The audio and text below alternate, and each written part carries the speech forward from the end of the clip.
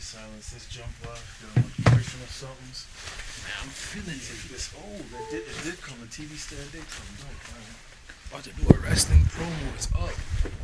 About to do a wrestling promo. That's it. You ain't gotta hit me with the Western Cowboy. Why you all damn? Ah, yeah. It's over. About to hit y'all with a flippin' Kevin Nash promo right now. Big Daddy Cool Diesel is up. Stop playing. Alright, so I gotta do this. I always avoid trying to do this, but I gotta do it the official way. You know what I'm saying? It's your boy Oso, in case you ain't know. So Rhymes Oso the some, Oso the most. My fault. I am your host for the Culture on Culture. Let's Start the Convo podcast. Right? Right. I guess. Today's guest is special. They all special, but this guest is special. He was requested by myself, by young gentleman by the name of Affy. You know what I mean? He made sure and following up from Trevor. You know what I'm saying? For sure. I said that I had to have you on this podcast and have this conversation because I made sure I wanted to give you your flowers. Oh, I And appreciate the reason I want to give you flowers is because the three names that I just mentioned, y'all are like my favorite people when I get to the P. Like I get down here and I see y'all just instantly make my day. Right? Affy's new, but you and Trev. Let me get $1. Let me get $1. Let me get $1 for a beef patty.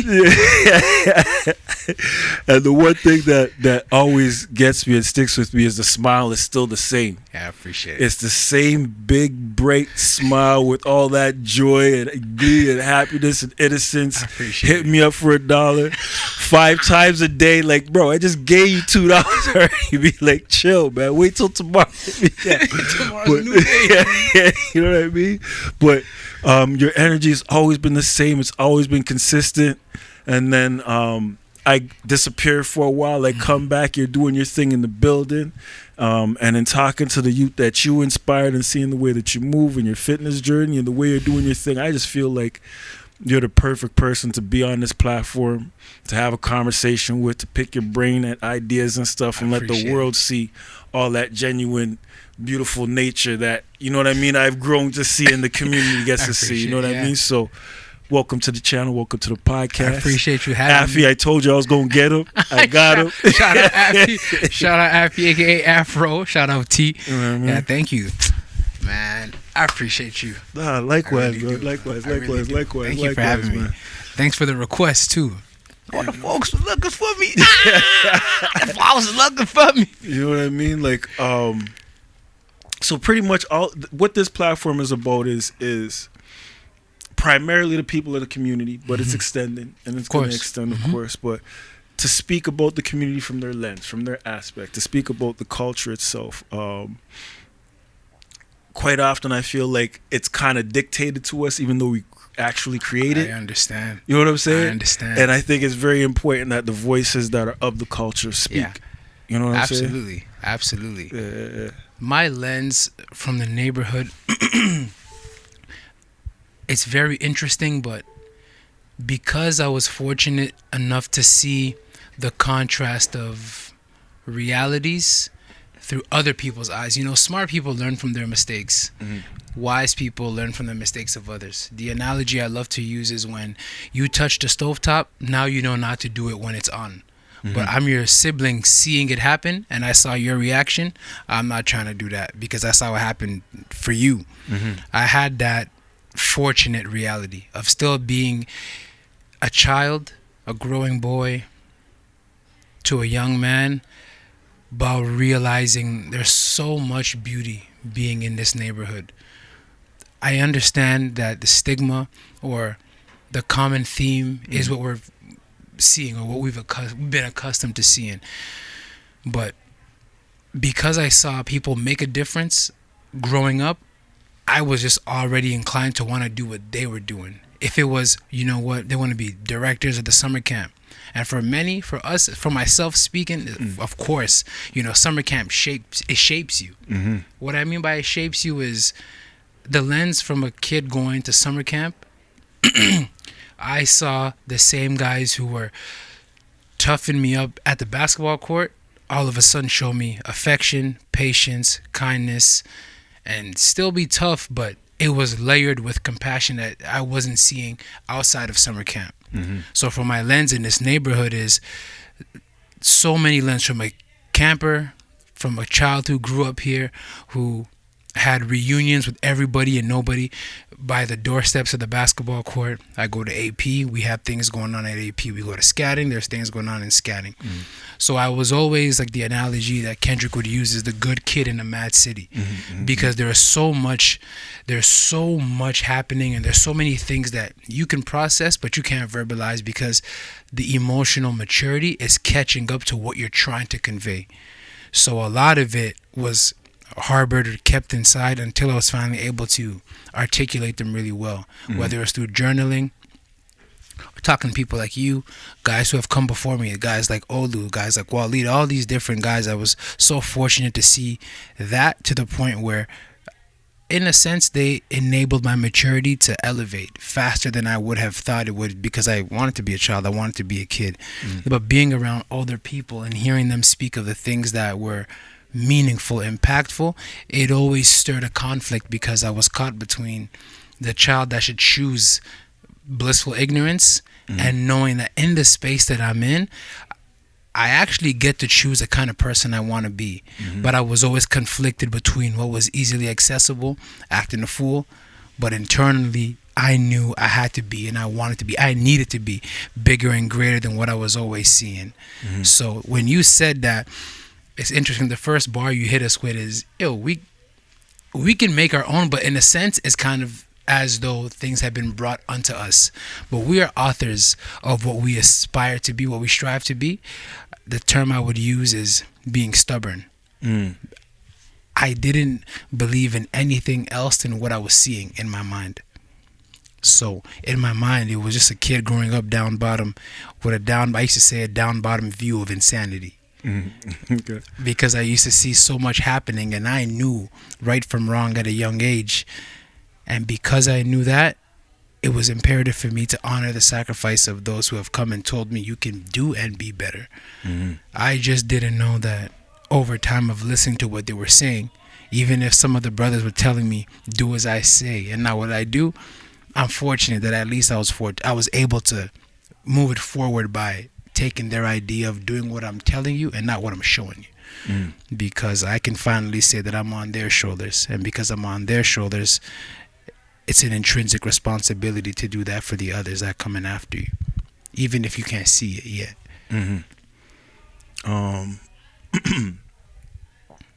I'll probably segue back to it afterwards, because you mentioned Kendrick, and I'd be remiss if I ain't talk about the whole music scene or whatnot. But prior to that, being a role model and being a model, that's something that I admit I was terrified of. I didn't want to be it. I didn't want to, especially because at that point in time, I didn't feel like I was doing the things that I wanted to model anybody after, right? And it's funny, and it's funny in saying, do as I say and not as I do.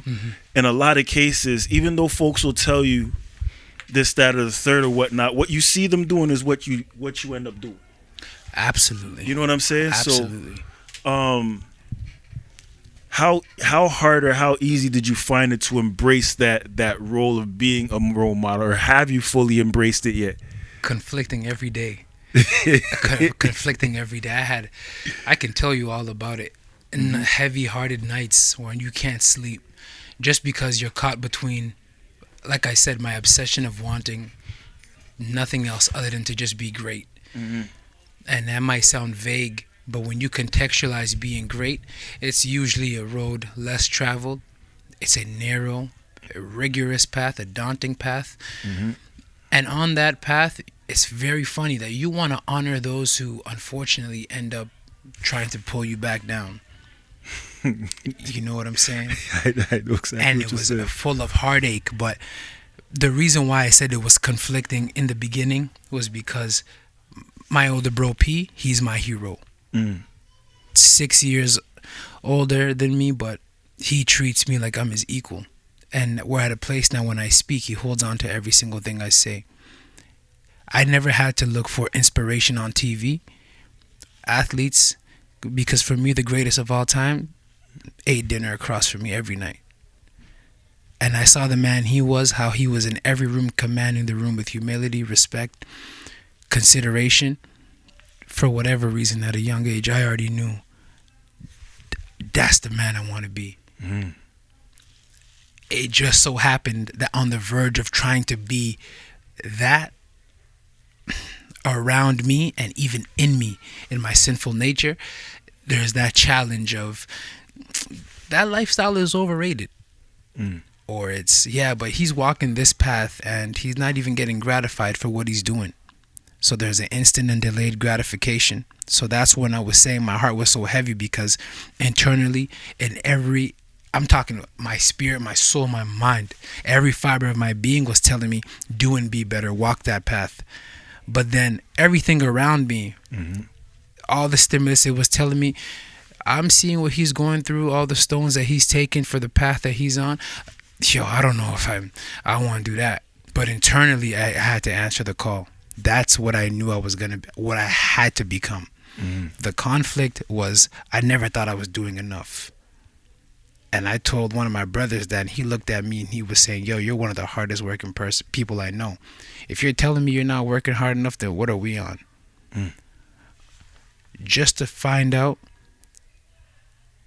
and it hit me swiftly. My standard is the most intimidating standard that could ever be placed upon me. If anybody thinks I'm great at X, Y, and Z, but I don't think I'm working hard enough, it's hard to accept that compliment. I can lie to everybody, but I can't lie to myself. Just today, when you say, yo, I said, all I have is my word. So my yes is my yes, my no is my no. And I tell that joke with my homies. I said, I have two things. I have my presto and I have my word.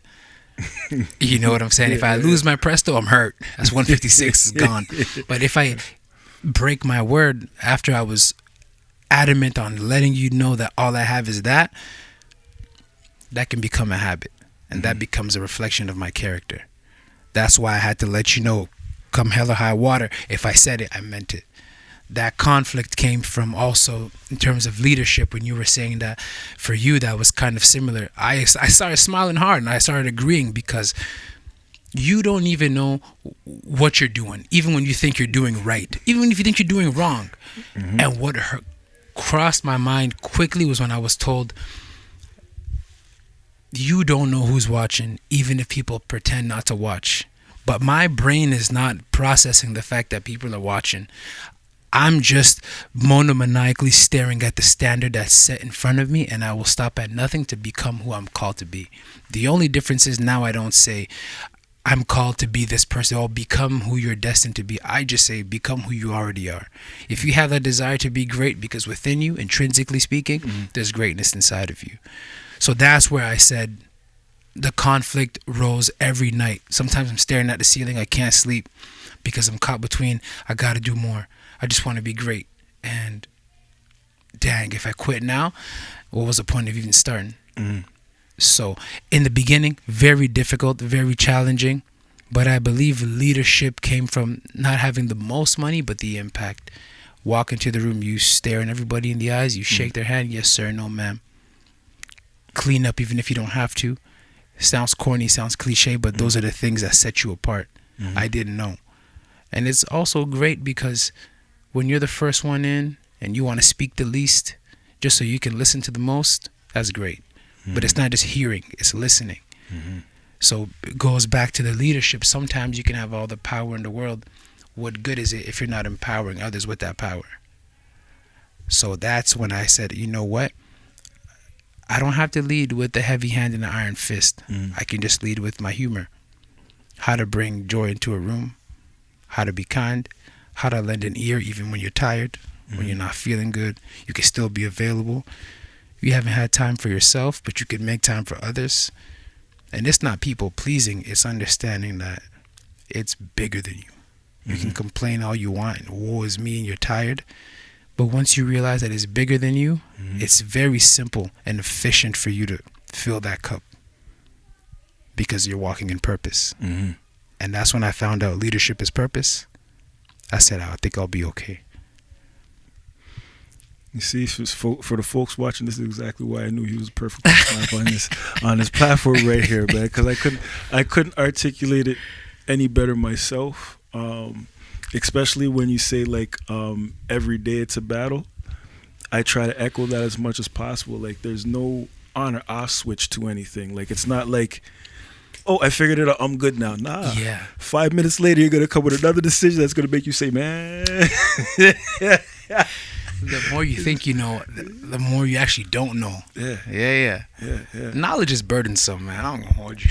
I'm sorry, bro. And like, so even with that, as you're speaking about, there's finding that balance, because with the people pleasing and saying yes, and am I saying yes too much, and am I making enough time for myself, because I do got to put myself first, but I feel like I got a lot, so I should be able to give to other folks. Like, it's that constant back and forth and finding that ground. Like Wednesday nights, I got my mentorship group that comes through, my peoples, I call them. You know what I mean? And when they come through, I want to talk to them. It's even about I want to apologize in the sense of I have a standard I look at and I focus on, and I feel sometimes I'm unfair with the way that I respond to people and how they go across things based on the standard and the way that I view things. And I understand. There has to be an understanding, like, yo, everybody's got their own tempo, their own method. And like another real thing that I had to come to terms is that I may want the greatest for you, but the greatest I see may not be the greatest you see. Yeah. You know what I'm saying? Yeah. It may just be a different thing, and it may be a different way, and being cool with that. Or the hardest one is I remember I was talking with a OG of mine, and he's like, sometimes crash outs are really meant to be crash outs. And there's nothing you can do about it. Nothing you can do about it. You know what I mean? And it's difficult. Yeah. You know what I mean? Yeah. Because I genuinely care. You know what I mean? And I'm seeing somebody, I'm like, yo, you're running into that wall, man. You ran into about 50 more times. Like, Yeah.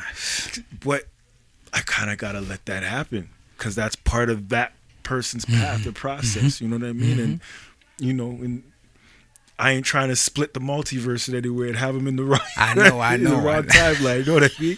Because I intervene, right? So that's something I got to talk about with that mentorship group. So when you talk about having that back and forth, I completely understand that and identify with that. You know what I mean? There's so much that you said that can be unpacked there in 20 minutes. Listen, if you like it, I love it. Listen, tell me. Listen, man. Hey, I'm saying gloves off. No pun intended. Gloves off. You see my ashy knuckles? Man, mine is just as bad. I know somebody's gonna curse you. I'll be like, oh, so come on, man. No, like, I wash my hands before. Fellas, if y'all watching and I'm ashy, please, bro, I was washing my hands. I cleanse this. Come on, stop playing. That's the thing, man. There's only so many times I can wash my hands and then lotion and the water. That's what I'm saying. No. Coming from that brick cold that's outside, man. Oh, like, no, it takes all that moisture. Nah, I have a jacket and a coat. Listen, we out there, bro. You can listen. It's cold out there. It's cold out there. It is risky, man. It is risky. You talk about your work ethic and the fact that it made me think of a saying that I always say to myself, is always work like somebody's watching, because somebody always is, and that's you. Right?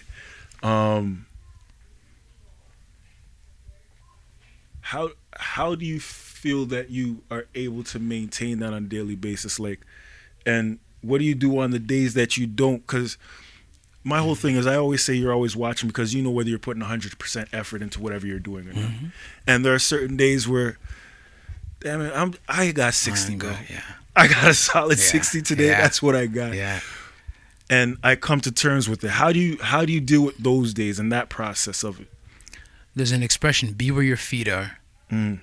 Be where your feet are helps me, because I can be in this task right here, but I'm doing us both a disservice, because I'm thinking about what I'm supposed to do 3 hours from now.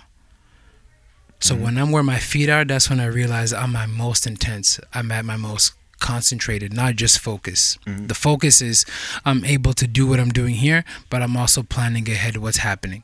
My concentration is all that matters right now, is this possession right here, this conversation that we're having. That's the only thing that matters.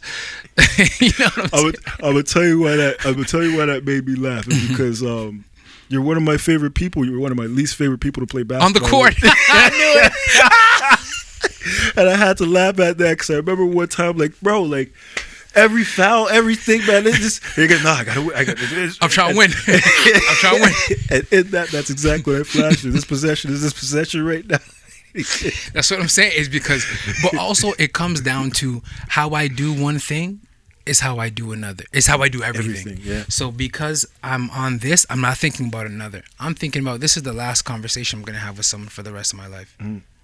Everything I have, I'm not gatekeeping anything. I'm not keeping anything. I'm transparent as can be because this is all that matters. So the days I don't got it, what ends up happening is that I have to check my ecosystem, and it first starts with my room. It might sound funny.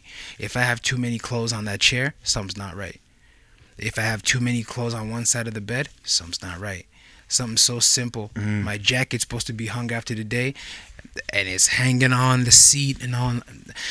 My athletic apparel is all over the place. My beard oil is everywhere here, there. My face, because, you know, your boy's doing, you know what I'm saying, the health, the skincare. Stop playing. Yeah, Stop playing. I see. We'll get there.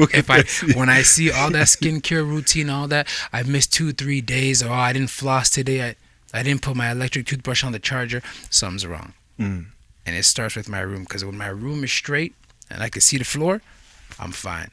And as soon as I see something's wrong with my room, I sit on the edge of my bed and I want to process. No music, no lo-fi, no jazz, no nothing. The only sound probably is my AC, because I keep it on every season. I mean, all seasons. Climate control. Come on. And I sit at the edge of my bed and I put my feet to the ground, hands to the ground at one point. I just want to see, like, where are you? I want to ask myself, where's your heart at? Okay, you're distracted because there are so many things to pay off. And then you're waiting, you're thinking, yo, fam, this direct deposit is supposed to hit this and that. You never trip about direct deposit. How come all of a sudden today you're tripping? Because something's off. So it's a check engine light. So when I know I don't got it, even when I love to lift, I'll lift twice. If all of a sudden my first lift is weak, ask yourself, yo, why? Maybe there's a burnout incoming. Go pray. Journal. Read. After that, I realized, I think today I was just meant to relax. Because the problem is, dang, we come from parents who all they know is grind. But a well-oiled machine never grinds. It just works. You understand the difference? If I can grind, a grinding is toil. It's difficult. A grind is hard. It's rigorous. Work is not. Work should flow. So, because we sadly inherit the work ethic from our parents, sometimes to our detriment, it's hard to snap out of it because that's all we know. So when you got your 60, you're treating your 60 like it's 100. But when you're treating your 60 like it's 100, forgetting that you're at 60, something can happen. Next thing you know, you get sick.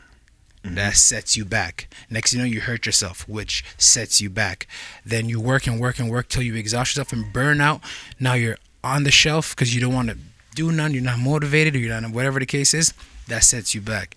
But as soon as you confront what's trying to conquer you, you can be victorious. Because you can't be, how could I say, you can't conquer what you don't confront. So because we inherit that, and I know that from myself because I seen my mom do double, triple shifts, that instilled work ethic, for better or for worse. Because I know what it's like to work when you're sick, work out when you're not feeling it, 2-3 days, don't matter, don't eat, because all you're thinking about is work. But I'm at 60. But then, I'm not my parents' trauma, nor am I my parents' weakness. I'm the part of them, if they knew better, I'd do better in human form. And I know better. So as hard as I want to work, is this beast mode, because it's the culture of 24/7, no. I'm the smartest seed. I'm the smarter seed. I'm the smarter version. I'm the wiser version. I'm more meticulous. So my thoughts, not only can I become perspicacious, but how I process it, but I can pinpoint where to start. Instead of being overwhelmed by all these great ideas, but you can't move because you're so fatigued, which paralyzes you.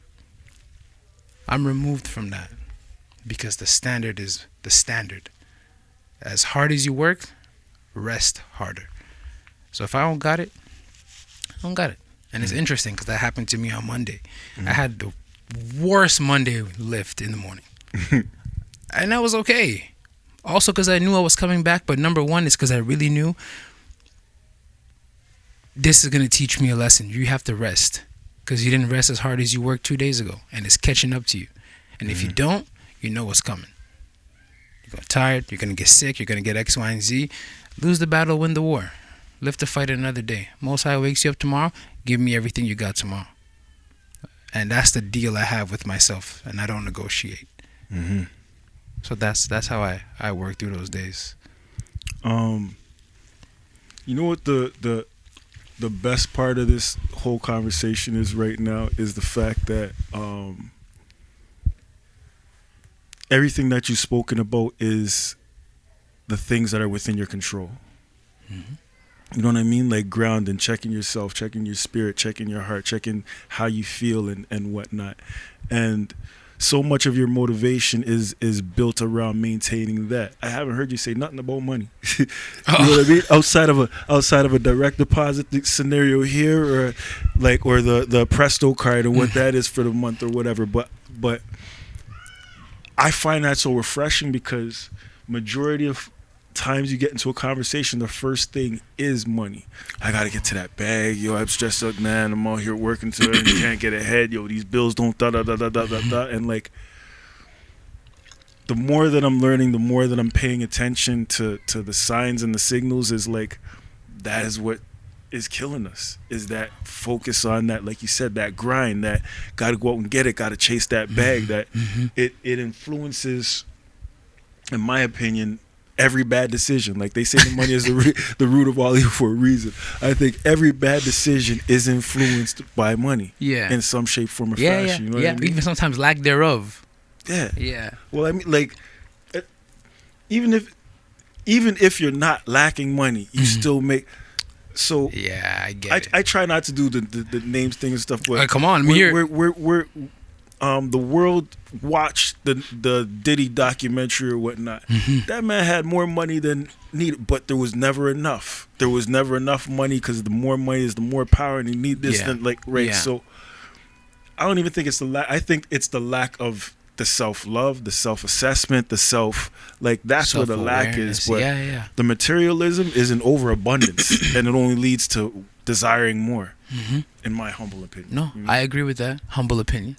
I agree. Now I'm with you when you're right. Listen, I'm with you when you're right. You know what I'm saying? What keeps you averse from falling into that trap? That, because I know, like, it isn't like I know you're religious, I don't like using religious. I use spiritually in tune. You know what I'm saying? Like, but even there are folks like that who still fall into the same victimhood. We see all of these mega churches and this, that, and the third, and Drewski's holding all kind of heat for talking about pastors and doing certain things. Like, what is it that enables you to keep that grounded nature and keep that focused thought there? Like, you know them raccoons.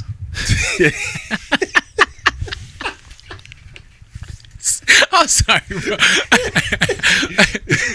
But you see them raccoons, birds, they know, regardless of how the day goes, they're going to get a meal.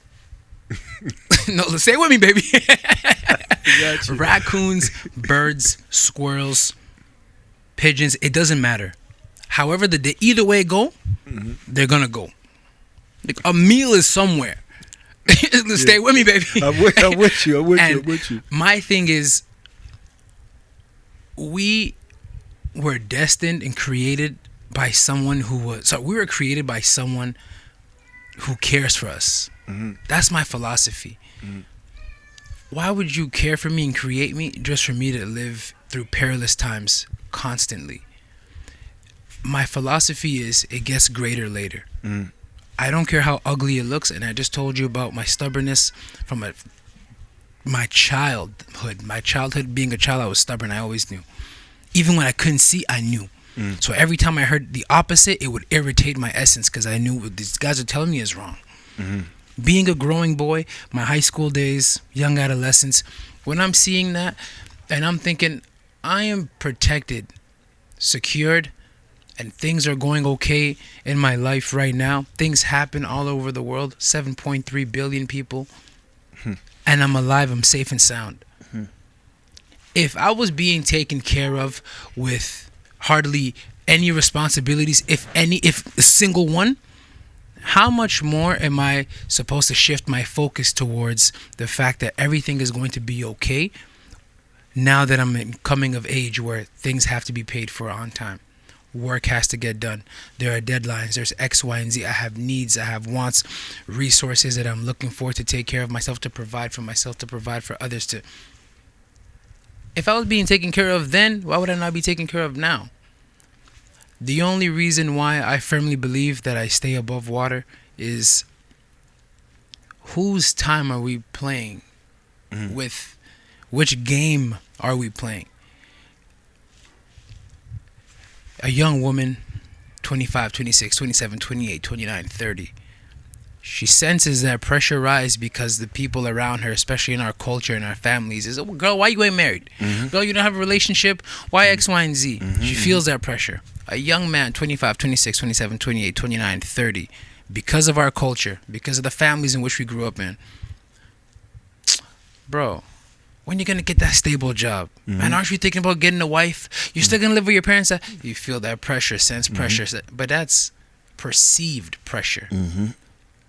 The expression I use as being out of the matrix is just perceived, because they're watching. I'm living, I'm on the court. I can't have anybody heckle me to throw me off my game, but you paid to watch me. I'm on the field. I'm playing. The goal is to win. I don't care how you want it to look. I just want to win. You want me to win by 30? You want me to have 100 yards? You want me to have 2 touchdowns? I just want to win. Even if this part of my life wasn't what you thought it would be, I won. And I'm winning. But because I said it gets greater later, I know that I'm not playing according to societal norms. At this age, you should have this. At that age, you should have that. Now you juxtapose, well, my young boy's 26, and he has a whip, and he has the condo downtown, and he has this and that and this. Yo, dang, especially his IG, man, sucks. And I know I'm working harder than him. You'll always have that contrast. Someone who's making it look like he got it, smoking mirrors, and if you're not aware of self, it's going to hurt you. And then you're walking the path of, I know how this ends. Something that you work for, sweat equity, the harder you work for it, the harder it is to surrender. So every win, be it gargantuan, be it small, you know without a shadow of a doubt, you're going to cherish that. Nobody can take it from you. But the hunger steady grows, because with that L, now you know, I'm going to bounce back. And I'm going to be wiser. I'm going to grow sharper. I'm going to be more disciplined moving forward, so I don't ever have to feel what that loss gave me the first time. With a victory, you don't let it get to your head like the L gets to your heart, because now you know, because you won, you know you can win again, and that hunger is going to perpetually fuel you to wanting to win more. The question is, when you do win, what are we doing it for? Is it for the optics so people can see that we're winning? Or do you want to win because intrinsically you just really want to win? Because your standard. My standard is not predicated on being 26, 27 years old and I'm sitting on all kinds of money that I'm comfortable. Then what happens to my bite?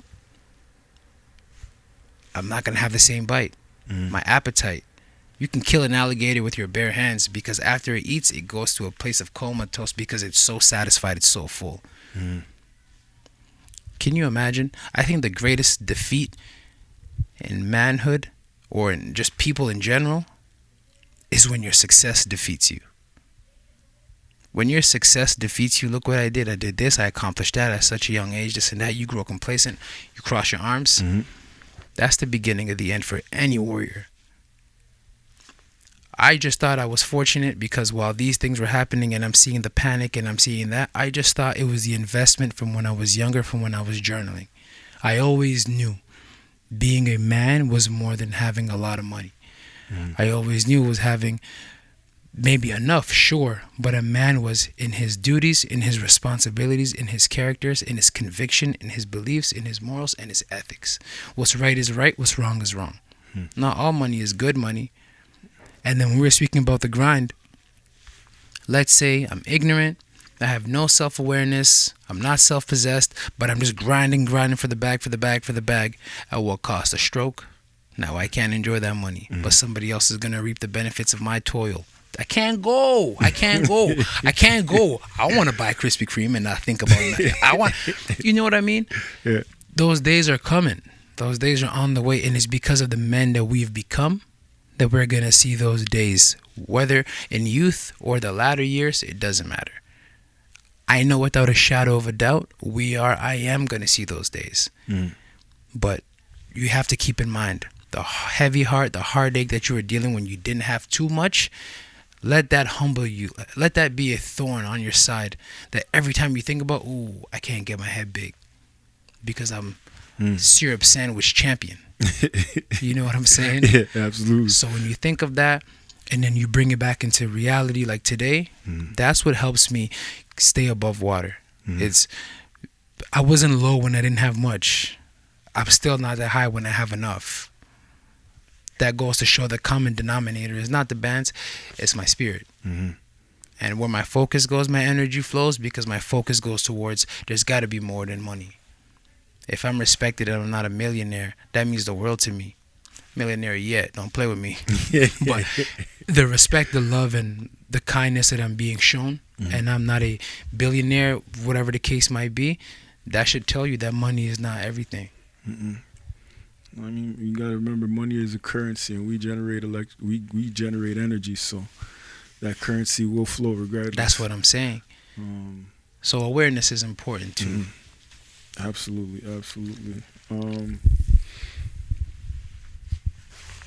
I had something I was thinking about to say, and it slipped my mind, but not here nor there. As far as the community, how do I want to phrase this question? The direction that you see the community actually moving in right now, how do you feel about it? Like with the revite and the relocations and the building that's popping up and whatnot. Even like the status of the community centers and whatnot. How do you feel about the direction everything is going? we had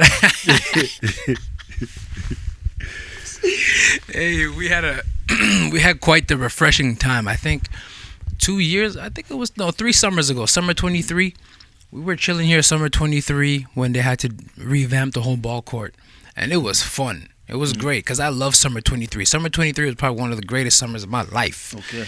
And it was so funny because we seen all these different kids that we never see in our lives.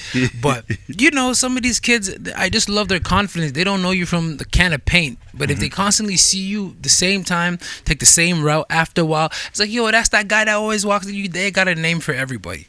So long story short, now I'm friends with the new generation. I'm like, oh, that's what's up. All right, cool. Now I'm the older guy. I tell them, yo, first one to make a half-court shot gets $5. Yo, chill, let me try it. And everybody's trying. It's great. We're chilling with some of the guys who grew up here, and they're looking at this new generation. The kids like, bro, whose kid is that? And I said, oh, that's so-and-so. They live by the back store for real. Never heard of this kid. Like, oh, yeah, his bro. And they're looking at him like, yo, Jay, I just told you I don't know this family. Yeah. Another kid comes, yo, who is it? Like, yo, who is this kid? I was like, I don't know. Who's that kid? Oh, his bro was this and that. Now he lives with the aunt. All that just to say, we who were, in a sense, called and elected to be there and know these guys, whether they know it or not, for the most part, have taken a step back because it was, well, when I was a kid, what did we have? Okay, outdoor house league. We always had barbecues for just cause, for no reason. What did we have? The center was open, and we always had something to do. Even if we're just roasting each other and laughing, even if we're ordering food in here, we could do nothing and have a blast. Because I believe at the time, it was far more what we had within each other in that group more than what was being given unto us. we had a blast. We're with a rock and our feet in this place. Now the trajectory might be great for the kids coming up because I still see them going to summer camp. Well, every time I'm going to the gym in the morning, I see them rushing here. Or the other LITs who were once LITs now become counselors. The campers become LITs. That's beautiful. The neighborhood, from what I believe, I think the neighborhood is good. What I would like to see for them, especially if not us, definitely not us, as in my age group, is to be relentless and obsessive with the fun that they can have the same way we did. But I think the demographic has changed as well because we were heavily into sports. This generation here is technology, it's AI, it's tablets, it's X, Y, and Z. We can mess around, have video game contests, video game competition, whatever the case was. When we came up, it wasn't too much of that, although we did play. But it was more, who's the best hooper, who's X, Y, and Z. But for the center, I really believe the center's still available. But because of the time in which we spent not going to the center, not knowing the people in power, and people in power, I mean people responsible, we don't know which office to go into and speak to certain people. Slowly but surely, I started seeing, okay, you know what? I think it's just time to take a step back. Yeah, you take a step back just because you're not feeling the new regime, but before you know it, you stepped back a decade and a half. When was the last time you came to AP? When was the last time you walked into scatting? When was the last time you saw so-and-so? And then now you feel like a stranger in somewhere, in a place where you had the most confidence. A place in which you had the most confidence when you walk in, now it's, I don't know if I should be here. Maybe I'm overstaying my welcome. Those are the things that some of the guys have experienced. I know once upon a time I have experienced that myself. But every chance I had to come back and do what I could, I would. Because it's a rite of passage. So that's why, again, it's bigger than me and it's bigger than whatever one might feel.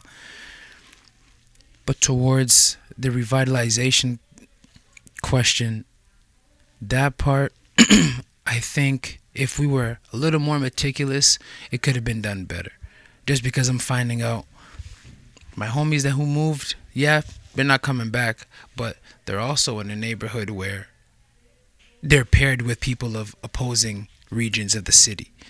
So now it's, you can still leave the hood, but the stench of the hood is still going to follow you, which is unfair, which is unfortunate, because all you're thinking about is how to not do that, how to not be that. So some who left, they were so excited, elated, because they know finally I don't have to trip every time I tell folks, oh man, where I'm from or where I used to live. Now I can tell where I live now. But then it's, oh wait, you're in this neighborhood because you got moved. You're from the P? Then it's just when you thought you can escape, there's no escape, right?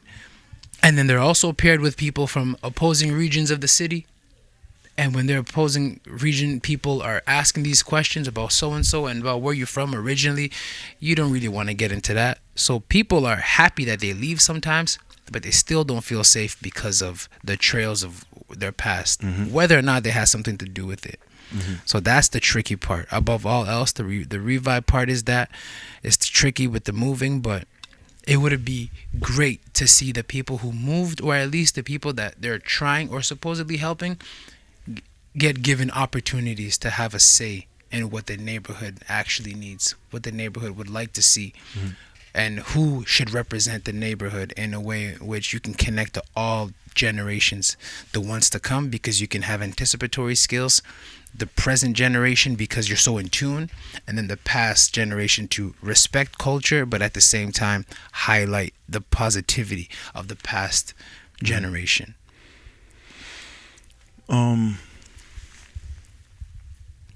So there's absolutely nothing I disagree with in what you said there.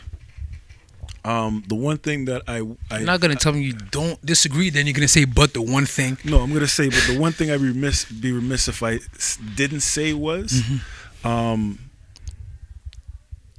there's certain meetings, like there's the Revite working group meetings, there's the such and such meetings and whatnot that happen in the building. The demographic that shows up to these meetings is a select few. Absolutely. And I feel that part is missing from the whole thing, because a lot of those meetings and sit downs is where a lot of decisions get made and things happen. But then, so in tying in all the generations, there's folks that'll be there that may speak about their kids as adults. There might be seniors there or whatnot, but the youth demographic, there isn't really anybody there from the demographic or who can properly articulate things for them. Absolutely. Right? Yeah. And I said I'd be remiss if I didn't mention that, because who is going to be that voice for them? It's almost along the same lines of what was terrifying me when I was growing up, being that role model, being that person to say, you know what? Yeah, I'm going to go to that meeting. You know what? Yeah, I'm going to sit on this board. You know what? Yeah, I'm going to sit. Like, how do we get more folks willing and wanting to be in those roles? I would say bridge the gap. That's the best thing you said, because the quiet is kept. The truth of the matter is, I have myself heard the most comments, all the ideas, the plethora of statements by people who actually should be in those rooms talking. I'm very fortunate. For whatever reason, it might be the devastating good looks that people see, or they think that I'm trustworthy. So a couple ideas get thrown in intimacy. I wouldn't say secrecy. Let's say privacy. In intimacy and in transparency. Not vulnerable, because they're not susceptible to attack. But in those sentiments, things are said, things are shared, things are told. You can quickly say, but why don't you, when these guys have the thing, talk about it? But then, no, they won't listen. But it's because, from what I understood, every time you get excited when there's a new regime that comes in, from my early 2000s to 08, okay, so there was one person in charge. Then from 09 to 2016, there's somebody else in charge, and then the person who was once in charge left, and they come back. But by the time they come back with the old regime in a new regime. So the new regime is really an old regime that was gentrified into look at what we're trying to do. And then from 2016 to onward, and from onward to this, I can tell you right now, from pre to post COVID, the hood it's not the same. Accessibility, availability, it's not the same. And I understand, but you get also caught with, what's the point of even trying if the greats before me couldn't even get through to the people, and to the point where they said, yo, I have a family.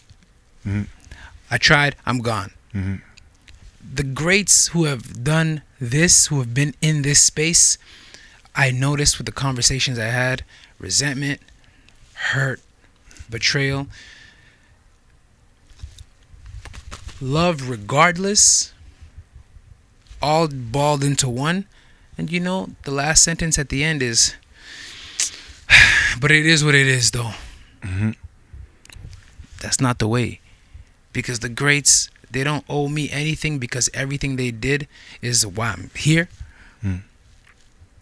It would be incredible for those who were in this position, in these positions, in these chairs, come back and finally tell their side of how they felt when things went awry and they didn't see eye to eye with what they thought was supposed to be the thing for this generation. Because we're doomed to repeat our past if we don't confront it. What was not helping? I've seen people come and go. I've seen people leave and not come back. I've seen people come back, and they didn't know, because this was their safety net. But anytime you don't come with bright ideas and a zeal to want to do and be great, that disappointment, that frustration, the irritation is just going to suffocate all the passion you thought you once had, to the point where it's just, when you walk in here, it's burdensome. You have a heavy heart. It's another day in this place. You know what I'm saying? Or you think and believe and feel as though this place can do more for me. But you also believe I can do more for this place. But the last thing you want to do is be that person who went their hardest for the team, and then the team didn't appreciate your performance during game time. Because now it's when it's time to resign, do you want to come back and play for this team? Or you'd rather just hang the jersey and just think about the good times, but then now it's full of melancholy, it's bittersweet, because when you look at your jersey, when you played for that team, you remember when you won, but then you could still be playing for that team, but the people around the team, the organization, they didn't really value you. Mm-hmm. Value, maybe it's time, maybe it's finances, how they pay you, maybe it's, you know what, you should have more jurisdiction, you should have more of a say for the ideas that we're trying to do, you should have an impact on the programs that we'd like to introduce. You know what, how about you go on a covert mission where you just walk around every gym, every whatever that the kids are at, and then you see what they need, you see what they lack, you see and try and compare what you had once upon a time, what they don't have. How come these guys are always getting into trouble? How come, what did we have that actually prevented that, or that actually mitigated that, even though, like you said, there are some that are inevitably going to get into that. How do I, but right now, sad to say, it is a free-for-all. It's a free-for-all, and now it's just the reality of an empire that crumbles from within. There's no restitution from that. But we can easily withstand external threats if we join forces with the same idea, with the same mind, with the same concepts, and with the same value system. Our ethos has to remain the same. It's we go hard for home team.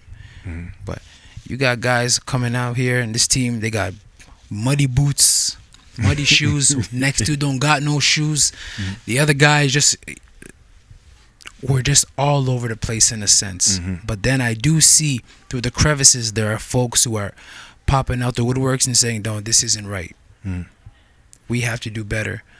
But the people who are coming out with a conviction of we have to do better, as soon as you detect someone who wants to do better, support that person.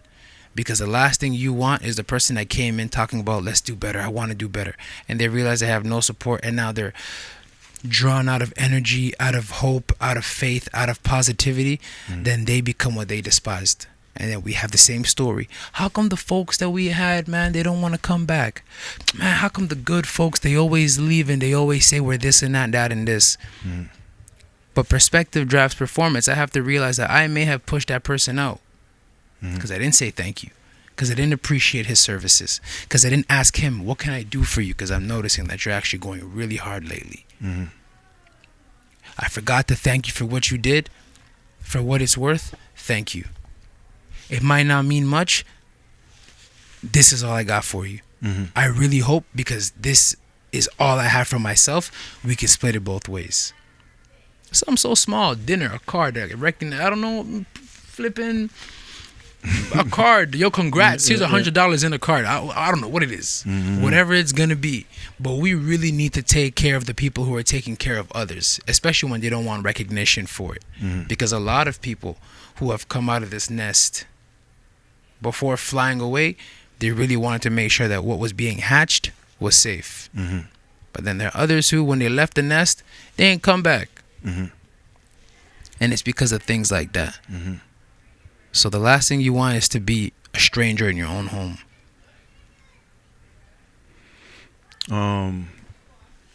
I relate with all of that, and being somebody that was gone, who's come back, who's in the building, who's working. I have my great days. I have my days where I'm like, yo, what is really going on?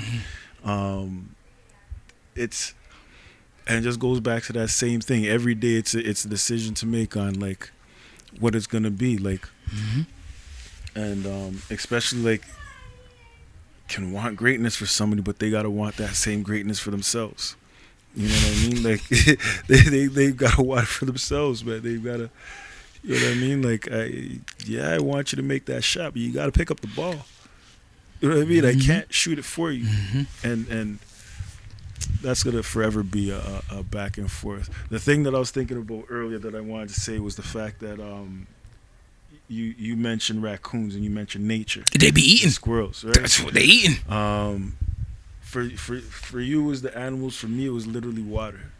I think I said it on a previous episode where that Bruce Lee statement, be like water. Be like water. You know what I mean? Like, and that for me is the real thing. Water ain't got no ego, no questions, no nothing. I'll be salt water. I'll be alkaline. I'll be still. I'll be tap. I'll be fuzzy. I'll be It's water. It's just water. Yeah. You know what I mean? And just holding on to that makes all the difference in the world. Circle back on one thing. Oh, you said the Kendrick? Yeah, I was gonna. No, take your time. We got all day. You know, I mean, the drink chicken getting cold, but we. No.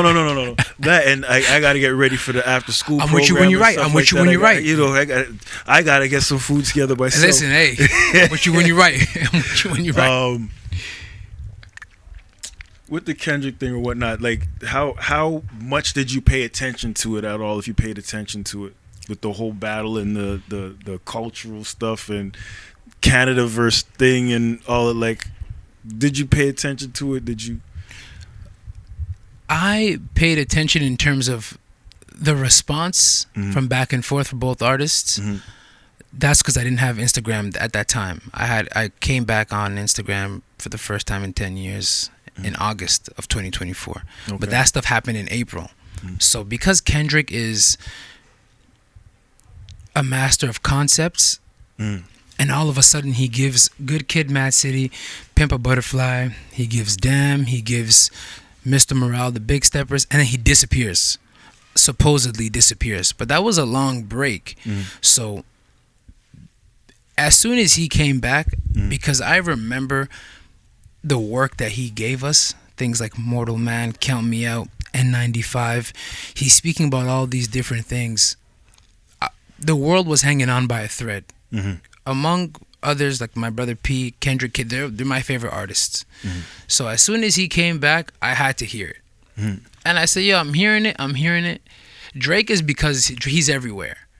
You go to Drake is everywhere. And no matter where you go, they're playing Drake. So after a while, you kind of lose the appetite of wanting to hear new Drake music. But also because I'm very disconnected from music, I knew as soon as I heard a new Drake song, it's going to be the same lyrical content, same subject matter. I'm fine. Kendrick can go from being humorful to all of a sudden he's speaking about therapy, then he's speaking about his family, then he's speaking about himself, the growth he wants to, all these things. So I can relate to that because we're speaking about human growth. I heard when we were in the gym, I heard the push-ups one by Drake. I said, okay. And then he came back with the song that was tailor-made, the AI Boy. I said, all right. All of a sudden, I'm chilling. I come back from the gym. I heard Kendrick drop. I was like, oh! So we hear Euphoria. And I remember where I was at in the kitchen. And I was like, nah.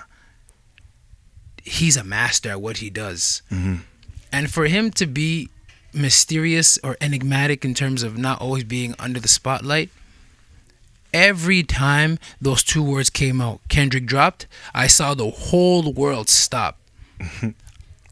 That's impact. The whole entire beef between Drake and Kendrick, what I liked the most was that you can leave. You can be out of the spotlight for as long as you want, until you're blue in the face, till the cows come home. But every time you come back, the world is hanging on by, they were hanging on by every word that you're saying or about to say.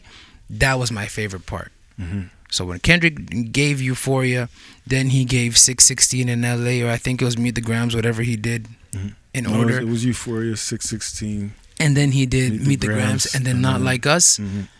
That's a global phenomenon. They're inside jokes for Not Like Us. It won a Grammy. I'm so sorry, but this track won a Grammy. Tupac is probably clapping right now. So I'm saying that all to say this, that two different coasts were supposedly, again, at odds until I seen that Kendrick had the thing in Toronto and it was sold out. Back-to-back nights sold out. You can't fake influence. At all. You can't fake influence. At all, yeah. And that's what also made me realize that this was great, because the artistry of subject matter, of lyricism, of being impactful by what you say is always going to supersede the hits you make, the money you are generating from these songs, and the public appearances at probably the places that don't really fill your spirit. That's my favorite thing of the entire thing. The entire synopsis for me, watching it, if I can just write it down, is just cultural impact and influence versus prestige and positioning. You can be pegged as #1 hit maker on Spotify. Then we found out that you're faking streams. We found out that you can play with the numbers. We found out that you can try and actually disable someone else's song from being prompted and elevated. But when you can't fake influence, authenticity is always going to fill the room. Always. And when I see in that, in the whole ordeal, that's what made me say, yo, this guy won just off that alone. But then also, he's a rapper. That's all. Like, he raps. Facts. So when I seen that, all of that, yeah, I said, yo, Kendrick, he's incredible. Kendrick is incredible. So I've been a Kendrick fan for forever. So since forever. So Yeah. I was always somewhat biased. You're good. It's always kind of, it played out kind of like I always thought it would play out, right? I love sports. I relate it to sports. It's a combat sports in its own way. And at some point in time, you got to roll the ball out and play one-on-one. Absolutely. At some point in time, you're going to have to play one-on-one if you claim you're the best. I'm a Bron fan. Bron loses me because that All-Star Games thing. Oh, he passed the... Oh, God. I, as a Bron fan, that kills me. I can't argue that. I can't live that down. I can't argue that. I can't argue that. I got to concede that. Right? Yeah. The hip-hop fan in me absolutely loved that for one simple reason. It shows how much influence hip-hop has on everything. It didn't matter if it was award shows, TV shows, news anchors, TV personalities, podcasts, TV shows, movies, documentaries, commercials. There were references to hip hop songs, for instance, and especially with the "Not Like Us" song. Oh man, out of there. And what killed me is, I'm sorry, kids are yelling A minor. I don't even know what they have no clue what it means. I said, yo, you know what I'm saying? Like, it's what happened during that we'll just say year is unprecedented in hip hop. Like, there's been battles, but the extent that it went to just shows how influential that hip hop culture really, really is. And I know there was a post talking about songs not on the billboards and things. Yeah. That's their way of monitoring hip hop. Hip hop is an ecosystem all in itself, and there isn't one more dominant than that. I don't care what the music charts say. If you listen, K-pop's running stuff right now, sure. But if you listen to it at the core of it, what is it? The influences from hip hop. You know what I'm saying? Yeah. Like, country music you listen to now, it ain't the country Conway, Tweety, and all of them are doing. You know what I'm saying? Like, this is evolved from Nelly and all of that country stuff. Like, grammar and stuff. Yeah, you know what I'm saying? Like, yeah. So the influence and the impact that hip hop has on the world is what I took away from that, and was like, yo, like, they try to talk about hip hop like whatever, but everybody's tapped into it. Whether you're talking about, like you mentioned, podcasts, TV shows, comedies, government, it didn't matter who. They had something to say, and they were watching and paying attention to what that was doing. And where that celebrates for me is the same reason why I root back to the creation of this podcast. And I love platforms like this. The power is always in the people. 100%. Always and forever. We relinquish it because we believe, like, we give these people these pedestals and these platforms and things because they're presented as such. But when it really comes down to it, the people have all the power. You can't fake that. You know what I mean? And in just speaking on Kendrick, as a rapper myself, oh, we know. I appreciate his courage and it's the same thing along the lines I credit you for, like, this is who I am. This is what I'm going to do. This is what I'm going to create. You listen to Good Kid, Mad City, like, the concept, every album has its concept and it's immaculately done. Like, the attention to detail is there. Like, the albums always fall at a point in time in my life that it lines up with kind of what I'm on. And Mr. Morale, when that dropped, it was time for introspection. Like, yo, make a grown man cry. Yo, we may not know. Listen, which way to go. Listen. There's always records and songs and moments that you can relate to actual life. You can teach off of. You can do lectures based off of. Whereas, absolutely. like I know Cole just dropped a project, and I listened to the project. How'd you like it? You just can't shake the fact off that he said sorry. I No, no. I'm gonna say something very real about that. I don't mind the fact that he said he's sorry. What bothers me about this project now is you are still talking like you want to be the GOAT. Like you want to be that rapper. Fair point, yeah. If that's not you, that's not you. Make your records, do your concepts or whatever. But once you're talking about comparative stuff, like these dudes ain't spitting like me, or you lost me. Yeah. Because that was there's only 2 other people you were compared to. There was 3 of y'all. Yeah. Yeah. It's the same thing that when the battle was happening with Drake, I'm like, he's making mistake talks to these other people. It's only about that one guy. None of them others matter. Absolutely. None of them sell the records you do. None of them have the catalog. None of them. It's only you 3. So if with Cole's project, he can spit. Yeah. He's an excellent wizard with words. Yeah. But I don't feel he's being truthfully honest anymore. You know what I'm saying? Yeah. Like, I don't even in the day, like, I've always felt like, and he's admitted as such, the Jay-Z's of the world and the people in their opinions, they got to him. They made him question what he was putting out. When I listen to Kendrick, like, be it he's fortunate enough to have a team to allow him that space, which is probably why he moved away to PG, but his mission is his mission. I'm painting this picture. Yeah. I'm taking 5 years off. I need to do this. And then when I come back, I'm like, I don't have nothing to talk about right now. I'm not rapping about that stuff. And I identify with that. But to have the courage to actually stick with that and put yourself on display like that and speak about those things and still succeed commercially and whatnot, I can't do anything but salute that. He says a bar similar to that in Chains and Whips when he said they said I couldn't reach Gen Z. Oh man, listen to the song because he says a bad word over there, but he goes, I'll try and censor it. I'll try to gentrify the track. He said they said I couldn't reach Gen Z. You flipping airheads. They must be full of that. They must be full of that ginseng. They must be. He says something. But when he's talking about, playing on the fact that because he's educated, because he's smart, what he talks about is complex. Oh man, the kids of today, they won't understand. I know. Oh no, they're not going to relate to what you're talking about. We don't want to hear double, triple, quadruple entendres. We don't want to hear that. Just to come and find out that no, we can understand what Mr. Lamar Kendrick Duckworth is saying. Rap Genius is there too. I do agree with the J. Cole thing, because one time we were in the gym and I heard that bar in First Person Shooter when he said, "We the big 3 like we started the league, but right now I feel like Muhammad Ali." Cool. Great.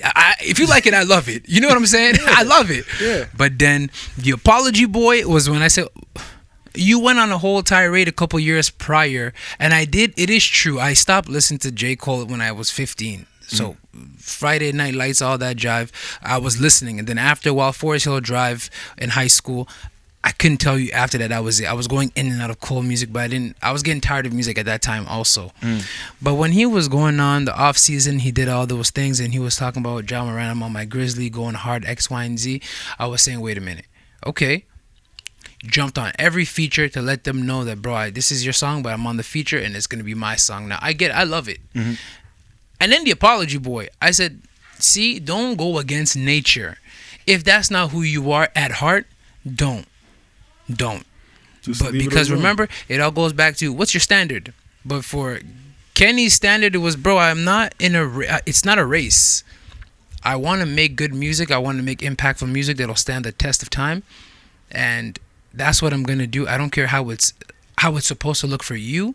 I know how it's supposed to come out for myself. And once it's done, now it belongs to you. The art is for the public. That's how I believe his mindset is. I loved when you said every time he dropped a project, it reflected exactly where you were at. It's very, very true. Especially when I was becoming more spiritually in tune and more aware of the man I wanted to be. When Mortal Man came out from To Pimp a Butterfly, make a grown man cry. I'm sitting there, man, mortal, man. He does. It's not even the bars. It's the subject matter. And I said, wow. You listen to Count Me Out. How many guys are out here speaking about their depression, their infirmities, their failures, their weaknesses? Oh, but you have all this money, X, Y, and Z. But he says, but the money can't hide who you are inside, but the mask can't hide who you are inside. Right? And then when he said in Count Me Out, he said something in the first stanza when he said, face myself in the mirror, Amityville and see nothing scarier. I fought like a pit bull terrier. Blood I shit could fill up aquarium. I said, hold on. Amityville Horror is a scary movie that people are afraid to see. But he said that nothing was scarier than facing himself. All that money is fine. N95, when he says take off the Birkin bag, take all that designer bullcrap, tell me, what do you have? I said, damn. That's exactly what we need in terms of introspection. So when he gave Mr. Morale those years, those were the years of introspection. Mm-hmm. Maybe not for a lot of people, but it just so happens for you, much like for myself, like, wow, this is a great time to really, you know what, nothing wrong with disappearing and coming back, and all of a sudden you've grown, and your growth is going to be intimidating for others who are scared to do the introspective work that you were doing. Mm-hmm. When he came out with To Pimp a Butterfly and the funk and the jazz and the things he's speaking about as a black man, mm-hmm. Oh man, it was incredible. That's why I always go back to Black of the Berry when he speaks about his hypocrisy, mm-hmm. about how he treats his brother, but then he shows his frustration how he's treated by the people who are not of his community. Mm-hmm. And I'm saying, why did I cry when Trayvon Martin died in the streets when gang banging made me kill a brother blacker than me? I said, mm-hmm. damn. Mm-hmm. So those are the kind of songs. And of course in Damn, when you hear Fear, you hear Element, you hear DNA, you hear Humble, all those kinds of songs. That's why I was saying it's that impact. He's able to go through the crevices of what's ugly. Like, in spite of the fame, I'll speak to you about the kind of person I am. Mm-hmm. Look past the fame, look past the money, look past the views, look past the numbers, look past the records, see me. Mm-hmm. So now you'll understand my art. So once you understand my art, you'll understand my heart.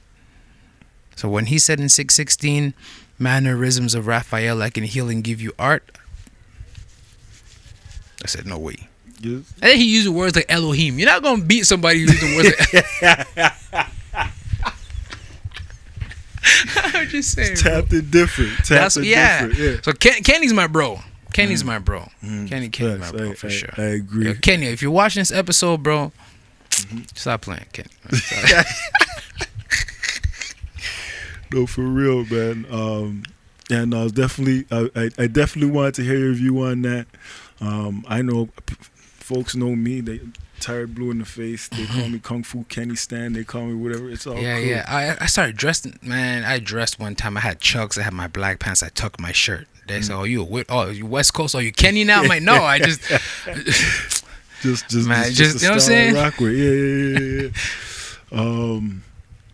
Nah, man. Appreciate you, sir. It's the least I can do, man. It's the least I can do. Guys like you tell me, yo, pull up. I said, yes. You know, he said, what time? I said, yes. Facts. You know what I'm saying? It's like, yo, what time do you think you can be here? I said, yes. Yeah.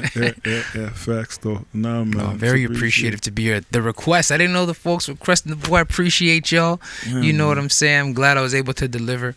Glad also delivered, you know.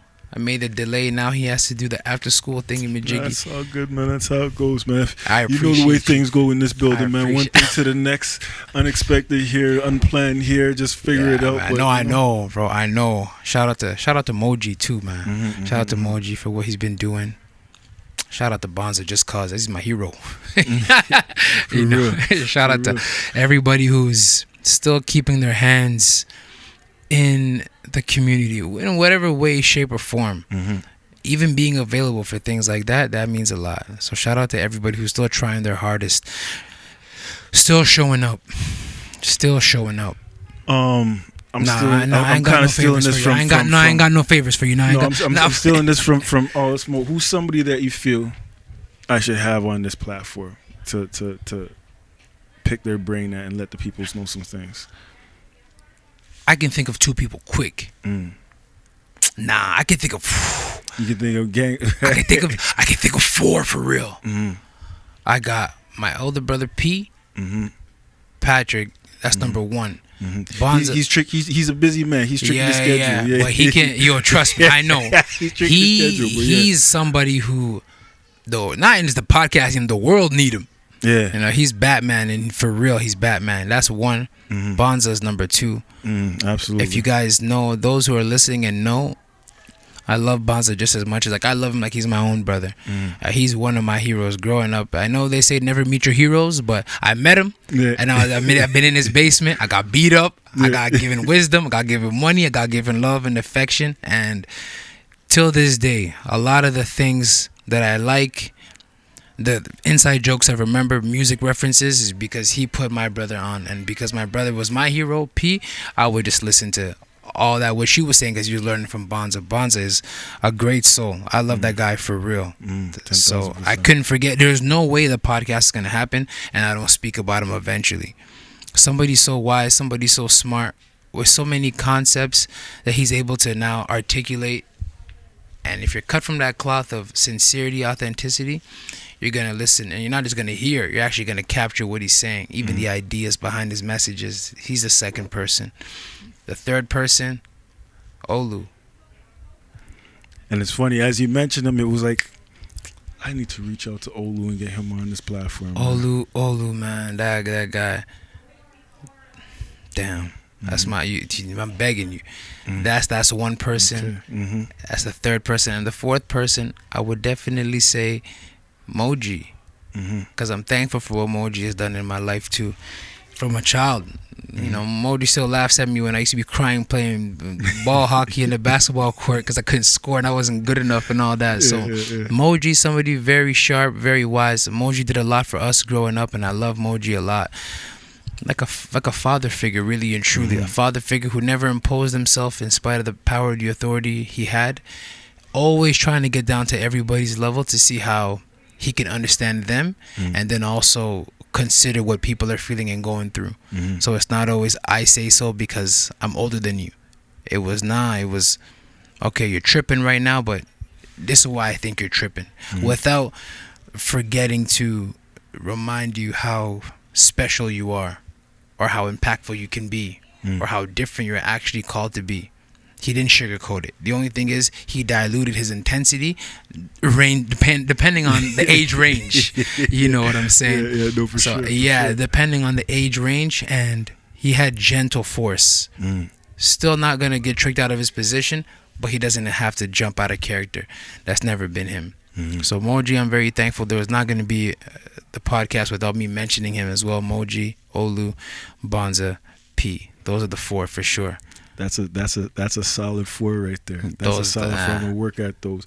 BB, definitely gotta get BB on here. I know, like, I don't see him as much, but I know, like, he's somebody, and I've told him this. I'm like, man, like, you got genius level creativity, bro. Absolutely. Like, he genuinely has genius level creativity in the way, like, he interprets things and processes them. Like, so yeah, no, definitely I'm gonna work on those. I mean, if you fail me, then hey. No pressure. No pressure. Nah, for sure, gonna make them things happen. This is a great episode, though. That's a great episode. One of the best yet, man. Oh, for real? One of the best yet. Yeah. One of the best. I should be charging. One of the best. Well, I mean, I had to put a tab together. Oh, you didn't? Oh, school. Take your time. I'd have to put a tab together. I'll send you invoice. All right. Cool. No, don't play. Nah, for real though. Appreciate love. You know what I mean? Thank you so much. I love you, bro. The goal is to eventually do this on a more consistent basis. Right now, I got the afternoon thing.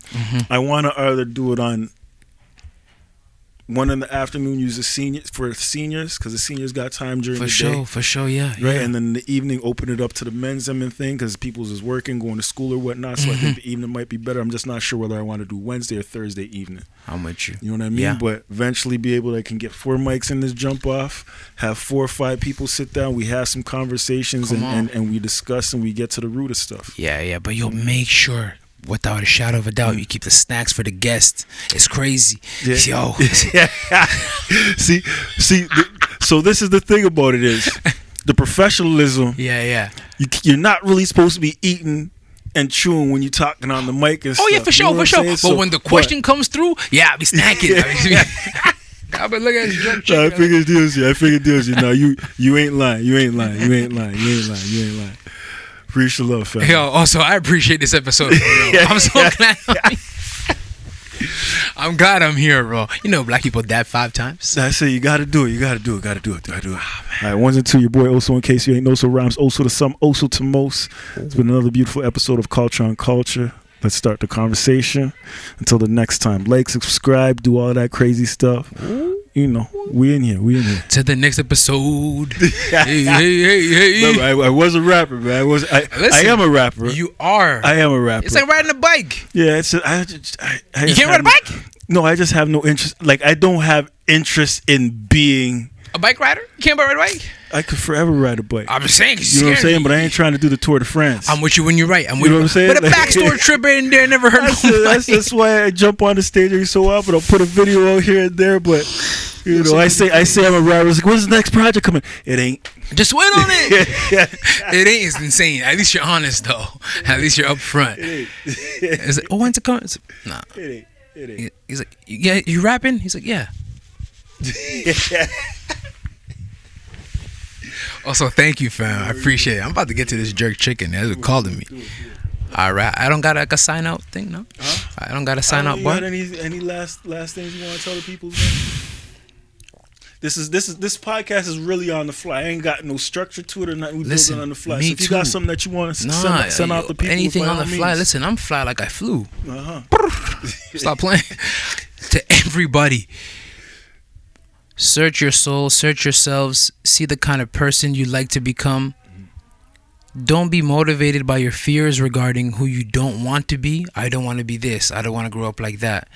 But run towards your passions that can liberate you and subsequently liberate others. Surround yourself by people who will stop at nothing from wanting to see you be great.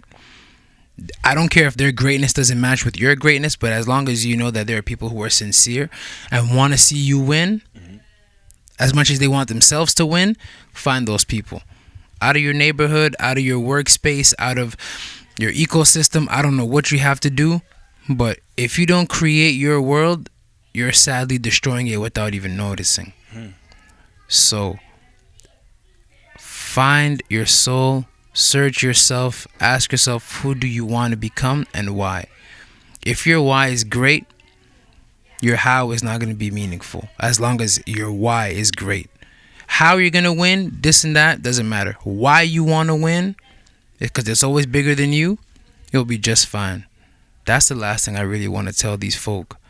And then maybe do a GoFundMe for our snacks for our next episode. We out here, bro. Later, y'all. Also, I appreciate you, bro.